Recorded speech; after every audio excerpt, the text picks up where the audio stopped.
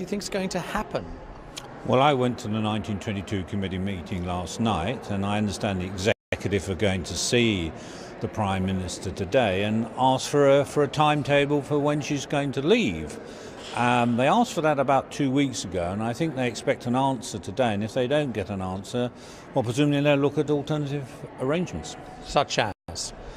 Well, the obvious thing is to have a vote of confidence in the Prime Minister to see if she has the confidence of Conservative MPs. I hope we won't get to that. I hope the Prime Minister will announce that she's going very shortly, and my association has written to the Prime Minister saying she has to go by next Thursday. I'm delivering that letter to Downing Street later today. We do need new leadership. But how do you get there? Because the party rules are pretty clear. She can't be challenged again until December.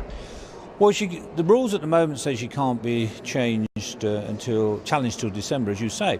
But at an extraordinary time, we have an emergency meeting of Conservative associations, middle of June, calling a no confidence in the Prime Minister.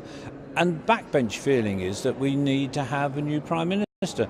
And I think if she won't agree to go, we must have another vote of confidence. And that can be arranged, the rules can be changed, or, as you say, suspended. Do you really need that now? Because hasn't Mrs May given not an explicit date for her departure, but we can kind of see the timetable, namely if her deal goes down when she introduces it the first week in June. Isn't the widespread assumption that's it? She will have to go? No, I don't think that interpretation is right at all. She's absolutely denied that is the case.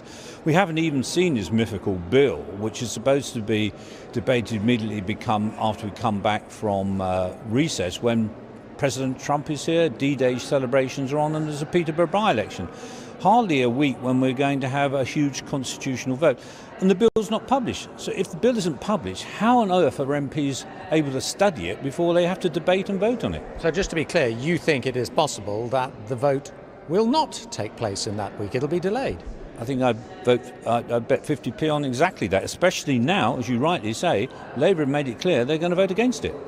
Is it credible, though, for the Prime Minister, given all the difficulties you've outlined, given the fact that the National Conservative Convention are meeting, is it actually credible, though, to think that she could go on, who knows, through the summer? It's not credible promising 108 times that we're going to leave the EU on the 29th of March and then going back on your word. It's not credible to say you won't be Prime Minister after the 30th of June and then intending to continue. We are past the normal rules that people expect.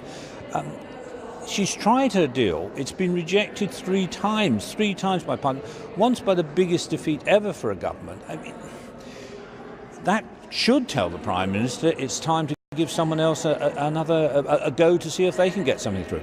Okay, Peter Bone, thanks very